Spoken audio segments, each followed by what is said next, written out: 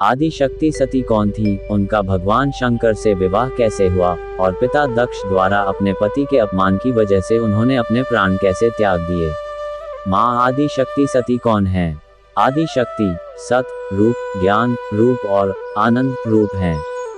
जिस तरह अंधकार सूर्य पर कभी कोई प्रभाव नहीं डाल सकता, वैसे ही आदि शक्ति में अणुमात्र भी अज्ञान संभव नहीं है। फिर भी दयामयी आदि शक्ति ने जीवों को भगवान और उनके प्रेम की ओर उन्मुख करने के लिए सती अवतार में अज्ञता का अभिनय किया। दक्ष प्रजापति ब्रह्मा के मानस पुत्र थे। वे पिता की आज्ञा से सृष्टि के क्रम को बढ़ाने में व्यस्त रहते थे। इसी बीच उन्हें पिता की दूसरी आज्ञा मिली कि वे शक्ति के अवतार के लिए तप करें। दक्ष ने ब्रह्मा जी की इस आज्ञा को भी शिरोधार्य किया। वे कठिन तप में संलग्न हो गए, कभी सूखा पत्ता चबा लेते, कभी जल पी लेते और कभी हवा पीकर ही रह जाते। प्रत्येक परिस्थिति में जगदम्बा की पूजा निरंतर चलती रहती थी। 3000 दिव्य वर्ष बीतने पर आदि शक्ति ने दक्ष को दर्शन दिया। वे सिंह पर बैठी थीं और उनके शरीर की कांति श्याम थी, साथ ही उनके 4 भुजाएं भी थीं। उनका श्रीमुख अत्यंत मनोरम था। वे आह्लादक प्रकाश से प्रकाशित हो रही थीं। उस समय कण कण आह्लाद से थिरक रहा था, जो कि एक अद्भुत छटा थी। मां जगदम्बा का दर्शन पाकर दक्ष ने अपने को धन्य माना और भली भांति प्रणाम कर उनकी स्तुति की। जगदम्बा ने कहा, दक्ष, मैं तुम पर प्रसन्न हूँ, तुम जो वर चाहो मांग लो। दक्ष ने कहा, देवी, मेरे स्वामी प्रभु शंकर है। वे रुद्र रूप में अवतार ले चुके हैं, आप उनकी शक्ति हैं, अतः अवतार ग्रहण कर अपने रूप लावण्य से उन्हें मोहित करें। आदि शक्ति ने कहा, मैं तुम्हारी पत्नी के गर्भ से पुत्री के रूप में अवतार लूंगी, किंतु एक शर्त है जिसे तुम ध्यान में रखना। वह ये है कि जब मेरे प्रति तुम्हारा आदर घट जाएगा, तब मैं अपना शरीर त्याग दूंगी। दक्ष के घर माता सती का आगमन। इतना कहकर वे अंतर्धान हो गईं। जब आदि शक्ति दक्ष प्रजापति की पत्नी के गर्भ में आईं, तब उनके शरीर से पुण्यमय आभा निकलने लगी और चित्त में निरंतर प्रसन्नता ही प्रसन्नता छाई रहती थी। उनकी पत्नी में आदि शक्ति का आवास जानकर वहां ब्रह्मा और विष्णु आए। उनके साथ संपूर्ण देव और ऋषि मुनि भी थे। सभी ने प्रेमार्द्र वाणी से भगवती शक्ति की स्तुति की और उन्हें प्रणाम किया। उन लोगों ने दक्ष और उनकी पत्नी की भी भूरी भूरी प्रशंसा की।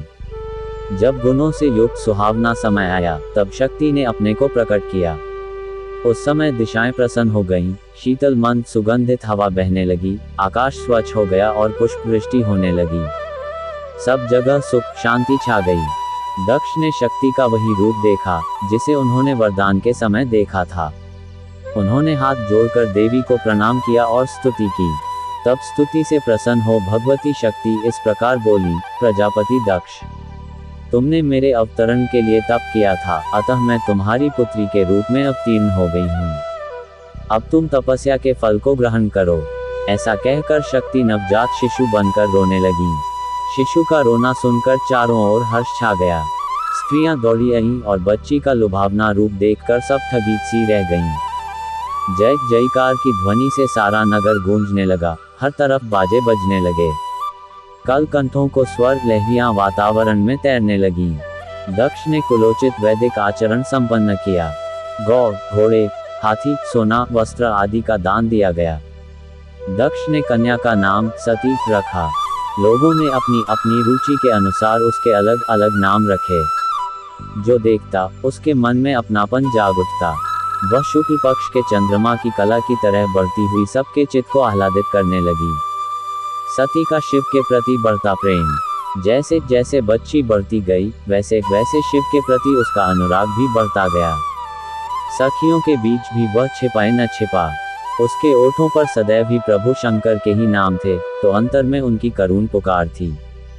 शिव के प्रेम में डूबी हुई वह कभी रोती तो कभी हंसती। सखियां उस पर श्रद्धा रखने लगी, क्योंकि वह उनसे इतना प्यार करने लगी कि वे अपने शरीर को भुलाकर शिव के शरीर को ही अपना शरीर मानने लगी। एक दिन ब्रह्मा जी नारद मुनि के साथ प्रजापति दक्ष के घर पधारे। उस समय सती विनम्र भाव से पिता के पास ही खड़ी थी। उनके उत्कट सौंदर्य से वहां का वातावरण उद्भासित हो रहा था। वे तीनों लोकों के सौंदर्य का सार प्रतीत हो रही थीं। जब आदर सत्कार के पश्चात ब्रह्मा जी और नारद जी बैठ गए, तब उन्होंने सती से कहा कि तुम शंकर भगवान को चाहती ही हो, अतः उन्हीं को पति बनाओ। भगवान शंकर भी तुम्हारे सिवा और किसी को कभी पत्नी नहीं बना सकते। ये सुनकर सती की प्रसन्नता का ठिकाना न रहा। दक्ष भी प्रसन्न हुए, परंतु उन्हें ये चिंता व्याप्त हो गई कि शंकर जी को ढूंढा कहाँ जाए, वे कहाँ मिल सकेंगे। मिलने पर भी उन्हें विवाह के लिए राजी कर पाना कठिन था। वे इसी उधेड़ बुन में पड़े रहते। इसी बीच एक दिन सती ने पिता से शंकर जी की प्राप्ति के लिए तपस्या की आज्ञा मांगी। सती का अनुराग अब मीठी वेदना बनकर उन्हीं को बेचैन करने लगा था। वे प्रतिक्षण शंकर जी का सानिध्य चाहने लगी थीं। तपस्या से मानसिक सानिध्य तो मिल ही सकता था, जिनके लिए तिल तिल कर जला जा रहा था, वे औघड़दानी कब तक उदासीन बने रह सकते थे।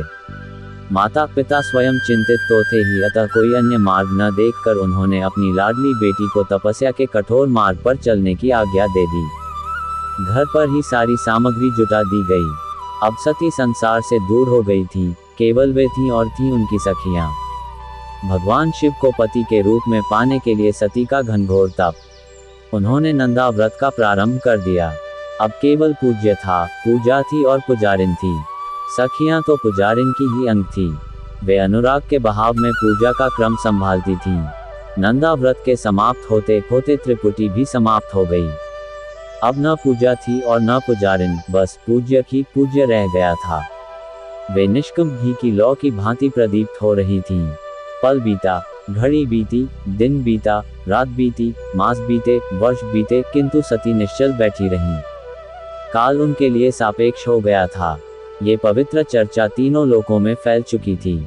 सभी देवता एवं ऋषि गण विष्णु जी और ब्रह्मा जी को आगे कर इस अद्भुत कर्म को देखने के लिए सती के पास आ पहुंचे। देवताओं और ऋषियों ने हाथ जोड़कर सती की स्तुति की। विष्णु जी और ब्रह्मा जी के हृदय में प्रीति उमड़ आई। सभी आश्चर्यचकित थे तथा सती का सहयोग करना चाहते थे। वे सती को माथा टेक कर जैसे आए थे वैसे लौट गए और भगवान शंकर के पास पहुंचे। सती के लिए तो उनका आना जाना और न आना जाना जैसे एक हो गया था। वे वैसे ही निश्चेष्ट बैठी रहीं। उनके अंग अंग से प्रेम का प्रभावक रस वैसे ही झर रहा था। देवता और ऋषि गण जब शंकर जी के पास पहुंचे, तब उनके आगे लक्ष्मी जी के साथ विष्णु जी और सरस्वती जी के साथ ब्रह्मा जी थे। वहां सामूहिक स्तुति की गई। लक्ष्मी जी और सरस्वती जी को आगे देख शंकर जी ने सबको यथोचित सम्मान दिया और आने का कारण पूछा। विष्णु जी का निर्देश पाकर ब्रह्मा जी ने कहा, आप विष्णु जी और मैं वस्तुतः एक ही हैं। सदाशिव ने कार्य के भेद से हमें 3 रूपों में व्यक्त किया है। यदि कार्य के भेदों को हम निष्पन्न न करेंगे तो हमारे रूप के भेद भी व्यर्थ हो जाएंगे। अतः लोकहित का एक ऐसा कार्य आ पड़ा है, जिसकी सिद्धि के लिए आप भी तदनुरूप कन्या के साथ विवाह कर लें। भगवान शिव का विवाह के लिए शर्त रखना। विष्णु जी भी सपत्नीक हैं और मैं भी। विश्व के हित के लिए आप भी सशक्तिक हो जाएं। ब्रह्मा जी की बात सुनकर भगवान शिव के मुख पर मुस्कुराहट बिखर गई और वे बोले, मित्र आप दोनों मेरे बहुत ही प्रिय हो, किंतु मेरे लिए विवाह उपयुक्त नहीं है, क्योंकि मैं निवृत्ति मार्ग पर चल रहा हूँ। इसलिए मैंने अपवित्र और अमंगल वेश भी बना रखा है। ऐसी स्थिति में विवाह कैसे उपयुक्त हो सकता है? फिर भी आपकी बात तो रखनी ही पड़ेगी। इसके लिए मैं कुछ शर्तें रख रहा हूँ, जिससे मेरी आत्मारमता भी चलती रहे और वैवाहिक जीवन का भी उपभोग हो। पहली शर्त यह है कि कन्या मेरी ही तरह निवृत्ति मार्ग की पथिक हो, योगिनी हो, आत्माराम हो, विश्व के हित के लिए विवाह का उपयोग करने वाली हो। दूसरी शर्त यह है कि उस कन्या का जब मुझ पर, मेरे वचन पर अविश्वास हो जाएगा, तब मैं उसे त्याग दूंगा। शर्तें सुनकर विष्णु जी और ब्रह्मा जी को प्रसन्नता हुई, क्योंकि सती इन शर्तों के अनुकूल थीं। वे अंतरंग शक्ति का अवतार थी, बहिरंग जैसी शक्ति उनका स्पर्श भी नहीं कर सकती थी। सूर्य के सामने अंधकार कभी नहीं आ सकता। ब्रह्मा जी ने कहा, ब्रह्म की पराशक्ति उमा का सती के रूप में अवतार हो गया है और वे आपसे विवाह के लिए घनघोर तप में लीन हैं। आप अपने साथ विवाह करने का उन्हें वरदान दे आएं, क्योंकि उनका तप पराकाष्ठा पर पहुंच चुका है। शंकर जी से आश्वासन पाकर सभी लोग प्रसन्नता के साथ अपने अपने लोक में पधारे। भगवान शंकर का सती को दर्शन देना। भगवान शंकर ने सती को प्रत्यक्ष दर्शन दिया। वे अपने इष्ट देव को सामने पाकर प्रेम से विह्वल हो गईं। सती ने अनुभव किया कि उनमें सैकड़ों चंद्रमाओं से बढ़कर आह्लादकता और करोड़ों कामदेवों से बढ़कर सुंदरता है। भगवान ने उन्हें वर मांगने को कहा, किंतु लज्जा ने उन्हें बोलने न दिया। उनका मुख ऊपर उठ ही नहीं रहा था, किंतु भगवान सती की बोली सुनना चाहते थे, अतः वे फिर बोले, सती, मैं तुम्हारे तप और व्रत से अत्यंत प्रसन्न हूँ। अब तुम इच्छानुसार वर मांग लो। भगवान बार बार अपने वचन दोहरा रहे थे। उन्हें सुनकर सती में प्रेम विह्वलता अत्यधिक बढ़ती जा रही थी। उनका मुंह खुल नहीं रहा था। इधर सती के वचन बोले, सती, कुछ तो बोलो। तब सती यह सोचकर घबरा गईं कि अब कुछ न बोलना, उनका अनादर करना है। पर वह लाजवश अभिलाषित वर मांग न सकी। इस शालीनता से भगवान और रीझ गए। उनकी विह्वलता अब भगवान पर ही आरूढ़ होती जा रही थी। वे बोले, सती, तुम मेरी भार्या बन जाओ। भगवान ने सती का अंतर्द्वंद मिटा दिया था, अतः अभिलषित वर पाकर उनका हृदय आनंद के उल्लास से भर गया।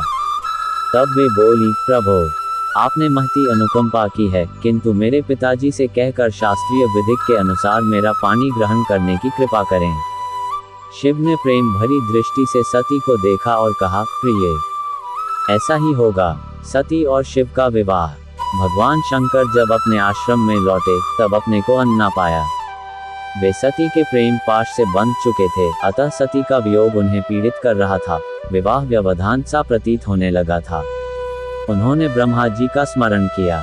तत्क्षण सरस्वती जी के साथ ब्रह्मा जी उपस्थित हुए। भगवान ने कहा, मित्र, ऐसा प्रयत्न करो कि विवाह शीघ्रता से संपन्न हो जाए। ब्रह्मा जी ने कहा, सब काम पहले से ही तैयार है। दक्ष तो कन्यादान के लिए तैयार ही बैठे हैं, फिर भी आपकी ओर से उन्हें सूचित कर देता हूँ। इधर दक्ष सती की सफलता सुनकर आनंद और चिंता दोनों के झूले में झूल रहे थे। चिंता ये थी कि शंकर जी को ढूंढा कहाँ जाए और कैसे उन्हें प्रसन्न किया जाए। इसी बीच ब्रह्मा जी ने बतलाया कि जिस तरह सती शंकर को आराधना कर रही थी, वैसे ही शंकर भी सती की आराधना करते रहे हैं। इसलिए शीघ्र ही विवाह का शुभ कार्य संपन्न कर लिया जाए। चैत्र मास के शुक्ल पक्ष को त्रयोदशी को पूर्व फाल्गुनी नक्षत्र में विष्णु जी, ब्रह्मा जी, इंद्र एवं समस्त देवताओं तथा ऋषियों के साथ भगवान शंकर ने विवाह के लिए यात्रा की। उस समय भगवान शंकर की इच्छा से वृषभ, व्याघ्र, सर्प आदि तरह तरह के अलंकार बन गए। उनकी छटा निराली थी। देवताओं और प्रमथ गणों ने रास्ते में उत्सवों का तांता लगा दिया। प्रजापति दक्ष ने उत्साह और हर्ष के साथ बारात की आगवानी की और स्वयं ब्रह्मा जी ने विवाह कराया। जब दक्ष ने सती का हाथ भगवान के हाथ में दिया तो सारा वातावरण उत्फुल्ल हो उठा। नृत्यों और गीतों की अटूट परंपरा चल पड़ी। हर तरफ आनंद बरसने लगा। सारा विश्व मंगल का निकेतन बन गया। विदाई के समय दक्ष ने विनम्र होकर भगवान की स्तुति की। सती के साथ शंकर की शोभा देखकर लोग ठगे से रह गए। कैलाश लौटकर भगवान शंकर ने बारातियों को सम्मान के साथ विदा किया। अब तक शक्ति अलग थी और शक्तिमान भी। आदि शक्ति सती का अवतार किस प्रयोजन से हुआ था? माता सती का लोक कल्याण के लिए ही अवतार हुआ था। दाम्पत्य जीवन का आदर्श प्रस्तुत कर उन्होंने ज्ञान विज्ञान से विश्व को आलोकित करना चाहा। एक दिन सती बोली, अब मैं परम तत्व का ज्ञान प्राप्त करना चाहती हूँ, अतः आप जिससे जीव का परम हित हो वह बतलाइए। भगवान शंकर ने ज्ञान विज्ञान, नवधा भक्ति, भक्त की महिमा आदि विषयों का प्रतिपादन किया। इस तरह सती ने तंत्र, मंत्र, योग आदि साधनों को जीवों के लिए सुलभ करा दिया, किंतु उनके अवतार का मुख्य उद्देश्य अभी भी पूरा नहीं हुआ था। उन दिनों सती के पिता दक्ष तथा भृगु आदि महर्षि योग को ही प्रमुख स्थान देते थे। योग वैदिक कर्म है, अतः आवश्यक है। प्रवृत्ति मार्ग और निवृत्ति मार्ग दोनों वेदोक्त हैं। अधिकार विशेष से दोनों आवश्यक है। वर्ण धर्म में दोनों की उपयोगिता है, पर प्रवृत्ति मार्ग को ही मार्ग मानना और निवृत्ति मार्ग पर रोक लगना बुरा है। दक्ष आदि एकदेशी विचार के हो गए थे। वे वेद के दूसरे अंगों पर कुठाराघात कर रहे थे। नारद मुनि ने उनके कुछ अधिकारी पुत्रों को निवृत्ति मार्ग पर लगा दिया था। दक्ष इस बात को सहन न कर सके और उन्होंने देवर्षि को शाप तक दे डाला। सबसे बड़ी बात थी भगवत प्रेम की उपेक्षा। भगवान प्रेम स्वरूप हैं और इसी प्रेम के लिए वे सृष्टि की रचना करते हैं, सगुण बनते हैं, अवतार लेते हैं। इस तथ्य को समझाने के लिए सती का अवतार हुआ था। आत्मदान देकर और दूसरा जन्म धारण कर उन्होंने ये प्रकाश हमें दिया। धन्य है उनकी दयालुता, वे इसके लिए इतना अज्ञ बन गईं। उन्होंने जड़ता का इतने नीचे स्तर का अभिनय किया जो कोई करुणामयी माँ ही कर सकती है। सती का भगवान राम के परब्रह्म होने की परीक्षा लेना। शिव पुराण में वह घटना इस प्रकार है। भगवान शंकर सती के साथ देशाटन कर रहे थे। विश्व के हित के लिए सती के प्रश्न और शंकर भगवान के द्वारा उनका उत्तर सतत चलता जा रहा था। दंडकारण्य पहुंचने पर नया दृश्य सामने आया। रावण द्वारा हरी गई सीता के वियोग में भगवान राम शोक विह्वल हो गए थे। उनकी आंखों से आंसू की अजस्त्र धाराएं बह रही थीं। वे पेड़ पौधों से सीता का पता पूछ रहे थे। लक्ष्मण जी भी श्री राम के दुख में साथ दे रहे थे। दोनों ही शोक की मूर्ति बने हुए थे। भगवान शंकर ने जब श्री राम को देखा तब उनके हृदय में इतना आनंद उमड़ा कि वह रोके रुक न रहा था। उनकी आंखों में प्रेमाश्रु भर आए थे और रोम रोम पुलकित हो उठा था। चाल डगमगा रही थी। उन्होंने सच्चिदानंद की जय हो कहकर श्री राम को प्रणाम किया, किंतु अनवसर जानकर जान पहचान नहीं की और दूसरी ओर चल दिए। श्री राम के दर्शन का आनंद अब भी उमड़ता ही जा रहा था। आदि शक्ति का स्वरूप ही ज्ञान है, फिर इनमें अज्ञान कैसे आ सकता है। पर उन्होंने हम जीवों पर दया कर हमारी जैसी अज्ञता का अभिनय किया। उधर आनंद रूप श्री राम शोक का अभिनय कर रहे थे तो इधर हमारी चरित नायिका ज्ञान रूपा होकर अज्ञान का अभिनय करने लगी। वे ऐसी अज्ञ बन गईं जैसे कोई निकृष्ट जीव हो। उन्होंने घोर संशयालु बनकर पूछा, नाथ, आप तो सबके लिए प्रणम्य हैं, सबसे ऊंचे हैं, पूर्ण परब्रह्म हैं। फिर आपने इस मनुष्य को प्रणाम क्यों किया और इसे सच्चिदानंद कैसे कहा? सेव्य सेवक को प्रणाम करे, यह उचित नहीं है। इसी तरह किसी मनुष्य को सच्चिदानंद कहना अनुचित जान पड़ता है।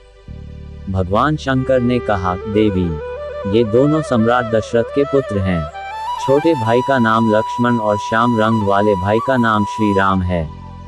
ये साक्षात परब्रह्म के अवतार हैं। राक्षसों के उपद्रव शांत करने एवं जगत का कल्याण करने के लिए इनका अवतार हुआ है। सती भगवान शंकर के प्रत्येक वचन को ब्रह्म वाक्य मानती थी, परंतु आज तो अभिनय करना था, अतः उन्होंने उनके कथन पर विश्वास नहीं किया। तब भगवान को कहना पड़ा कि यदि विश्वास न हो तो जाकर परीक्षा कर लो। सती सीता का रूप धारण कर श्री राम के पास पहुंची। उन्हें देखते ही श्री राम ने प्रणाम किया और पूछा, सती जी, इस समय शिव जी कहाँ हैं? आप अकेले इस वन में कैसे घूम रही हैं? और अपना रूप छोड़कर यह रूप क्यों धारण कर रखा है? ये सुनते ही सती जी पानी पानी हो गईं और बोली, मैं आपकी प्रभुता देखना चाहती थी। श्री राम ने सती जी का बहुत सम्मान किया और उनकी आज्ञा लेकर वे पुनः अपने अभिनय में लग गए। दोनों अभिनय ही तो कर रहे थे। लौटते समय सती चिंतित थीं और सोच रही थीं कि मैंने आज अपने स्वामी के वचन पर अविश्वास कैसे कर लिया। वे अप्रसन्न मन से भगवान शंकर के पास पहुंची। शोक ने उन्हें व्याकुल बना दिया था। भगवान शिव ने पूछा, सती, तुमने किस प्रकार परीक्षा ली थी? सती मस्तक झुकाए उनके पास खड़ी हो गईं। वे शोक और विषाद से भर गई थीं। भगवान शंकर ने ध्यान लगाकर सारी बातें जान लीं। उन्हें दुख तो हुआ, परंतु पूर्व प्रतिज्ञा के अनुसार उन्होंने सती का मन से त्याग कर दिया, किंतु सती को दुख होगा इसलिए त्याग वाली बात उन्हें बतलाई नहीं। उनका पहले जैसा मीठा व्यवहार बना रहा। इतने में आकाशवाणी हुई, परमेश्वर, तुम धन्य हो और तुम्हारी प्रतिज्ञा भी धन्य है। आकाशवाणी सुनकर सती की कांति मलिन हो गई। उन्होंने पूछा, मेरे स्वामी, आपने कौन सी प्रतिज्ञा की है? बतलाइए। भगवान अप्रिय वचन कहकर सती को दुखित करना नहीं चाहते थे, अतः उन्होंने कहा, देवी, इसे मत पूछो। किंतु सती ने ध्यान से सब बातें जान लीं। वे सिसकने और लंबी लंबी सांसें खींचने लगीं। भगवान शंकर ने उन्हें ढांढस बंधाया तथा विभिन्न कथाओं द्वारा उनका मन बहलाव किया। कैलाश पहुंचकर भगवान ध्याननिष्ठ हो गए। जब ध्यान टूटा तब सती को सामने प्रणाम करते पाया। भगवान ने सती को प्रेम से आसन देकर सामने बैठाया और मनोरम कथाएं सुनाईं। उन्होंने इतना अच्छा व्यवहार किया कि सती का सारा शोक दूर हो गया। वे पहले की तरह सुखी हो गईं। पर शिव ने अपनी प्रतिज्ञा न छोड़ी। दक्ष द्वारा भगवान शंकर का अपमान करना एवं इससे भड़क का नंदी का उन्हें श्राप देना। एक बार दक्ष सभी प्रजापतियों के प्रधान एवं समस्त ब्राह्मणों के अधिपति बनाए गए थे। उन्हें बहुत बड़ा पद मिला था। वे तेजस्वी तो थे ही, सब थे, पर वे आत्मज्ञानी न थे। जो आत्मा को ही न जानेगा, वह परमात्मा को कैसे जान सकेगा। फलतः वे घोर अहंकारी बन गए थे। एक बार मुनियों ने प्रयाग में महान यज्ञ किया था। इसमें ब्रह्मा जी भी उपस्थित थे। भगवान शिव भी यहाँ आ पहुँचे। उनके साथ सती भी थी। ब्रह्मा आदि ने उठकर उन्हें प्रणाम किया और उनकी स्तुति की। भगवान शंकर का दर्शन पाकर सब लोगों ने अपने को धन्य माना। वहां प्रजापतियों के प्रधान दक्ष भी आ पहुंचे। सबने उठकर उनका अभ्युत्थान किया। वे ब्रह्मा जी को प्रणाम कर बैठ गए, किंतु शंकर जी को देखकर क्रोध से भर गए। अभिमान के कारण उनकी बुद्धि मारी गई थी। अपनी कन्या के विवाह के अवसर पर उन्होंने भगवान शंकर को प्रणाम किया था, स्तुति की थी, अपना प्रभु माना था, किंतु अहंकारवश वे इस बार पुरानी बातें भूल गए। इस अवसर पर उन्होंने भगवान शंकर को बहुत ही बुरा भला कहा और शाप तक दे डाला कि आज से तुम देवताओं के साथ भाग नहीं पाओगे। भृगु आदि कुछ महर्षि जो ब्रह्मा जी के स्थान पर कर्म कांड के निमित्त बैठाए गए थे, दक्ष की हाँ में हाँ मिलाकर भगवान शंकर की निंदा करने लगे। इधर नंदी का क्रोध अपने स्वामी के अपमान से भड़क उठा। उन्होंने भी शाप देते हुए कहा कि दक्ष, तुम्हारा सिर नष्ट हो जाए, कर्म भ्रष्ट हो जाए और तुम बकरे का मुख प्राप्त करो। इस घटना के बाद दक्ष शंकर के कट्टर द्रोही हो गए। वे शिव के विरुद्ध सदा रोष में भरे रहते थे। एक बार दक्ष ने यज्ञ किया। उसमें विश्वकर्मा ने अत्यंत दीप्तिमान, विशाल और बहुमूल्य भवन बनाया था। ये यज्ञ कनखल में हुआ था। सभी देवता, ऋषि, मुनि वहां आए थे। सभी बुलाए गए थे, किंतु दक्ष ने भगवान शंकर को नहीं बुलाया था। दक्ष के यज्ञ में सती का एवं उनके पति शंकर जी का घोर अपमान होना। श्रीमद् भागवत कल्प में विष्णु जी और ब्रह्मा जी बुलाने पर भी नहीं गए थे, क्योंकि वे दोनों उसकी दुर्बुद्धिता का असहयोग कर रहे थे। महान शिव भक्त दधीच ने जब देखा कि इस यज्ञ में भगवान शंकर उपस्थित नहीं हैं, तब उन्होंने पूछा कि यहाँ भगवान शंकर क्यों नहीं आए हैं। शास्त्र का कहना है कि सभी मंगल कार्य भगवान शंकर की कृपा दृष्टि से ही संपन्न होते हैं। जिनके स्वीकार करने पर अमंगल भी मंगल हो जाता है, उनका पदार्पण इस यज्ञ में आवश्यक है। आदि शक्ति सती भी यहाँ नहीं दिखती। उन्हें भी साथ ही बुलाना चाहिए। यदि ये दोनों नहीं आए तो यज्ञ कैसे पूरा होगा। उद्धरण। ये सुनकर दक्ष ने भगवान शंकर के संबंध में कुत्सित शब्दों का प्रयोग करते हुए कहा, ब्रह्मा जी के कहने से मैंने अपनी कन्या उसे दी, नहीं तो उस कुलीन, माता पिता से रहित, भूत प्रेतों के स्वामी, अभिमानी और कपाली को कौन पूछता। वह यज्ञ कर्म के अयोग्य है, इसलिए उसे नहीं बुलाया और आगे भी नहीं बुलाएंगे। अतः दधीच जी, आप फिर कभी ऐसी बात मत कहिएगा। आप लोग इस यज्ञ को सफल बनावें। दधीच ने कहा, दक्ष, शिव के बिना ये यज्ञ ही अयज्ञ हो गया है। तुम चेत जाओ, नहीं तो इससे तुम्हारा विनाश हो जाएगा। ऐसा कहकर वे अकेले ही यज्ञशाला से बाहर निकल गए। भगवान शंकर के तत्व को जानने वाले अन्य लोग भी धीरे धीरे यज्ञशाला से खिसक गए। दक्ष ने उनका उपहास किया और कहा कि अच्छा हुआ कि ये लोग चले गए। मैं इन बहिष्कृतों को अपने यज्ञ में चाहता ही नहीं था। उधर सती प्रिय सखियों के साथ गंधमादन पर्वत पर धारा गृह में स्नान कर रही थीं। उन्होंने चंद्रमा को रोहिणी के साथ कहीं जाते देखा। जब उन्होंने विजया से पूछवाया कि वे लोग कहाँ जा रहे हैं, चंद्रमा ने विजया को आदर के साथ बताया कि वे दक्ष के यज्ञ में जा रहे हैं। सती को विजया के मुख से अपने पिता के यहाँ होते हुए यज्ञ का समाचार सुनकर बहुत विस्मय हुआ। वे सोचने लगी कि अपने यहाँ आमंत्रण क्यों नहीं आया। उन्होंने भगवान शंकर से सब समाचार कह सुनाया और प्रार्थना भी की कि हमें वहाँ चलना चाहिए, क्योंकि संबंधियों का धर्म है कि वे अपने संबंधियों से मिलते जुलते रहें। इससे परस्पर प्रेम बढ़ता है। भगवान शंकर ने मधुर वाणी से कहा, देवी, तुम्हारे पिता मेरे द्रोही बन गए हैं, अतः वहां जाने से संबंध और बिगड़ सकता है। उन्हीं की तरह जो अनात्मज्ञ ऋषि मुनि हैं, वे तुम्हारे पिता के यज्ञ में गए हैं। पिता की दुष्टता सुनकर सती को रोष हो आया। उन्होंने कहा, जिनके जाने से यज्ञ सफल होता है, उन्हीं को मेरे पिता ने नहीं बुलाया है। मैं दुरात्मा पिता और ऋषियों के मनोभावों का पता लगाना चाहती हूँ, अतः मुझे वहां जाने की आज्ञा दे। भगवान ने प्यार से कहा, देवी, यदि तुम्हारी रुचि हो ही गई है तो जाओ, किंतु रानी की तरह सज धज कर जाना।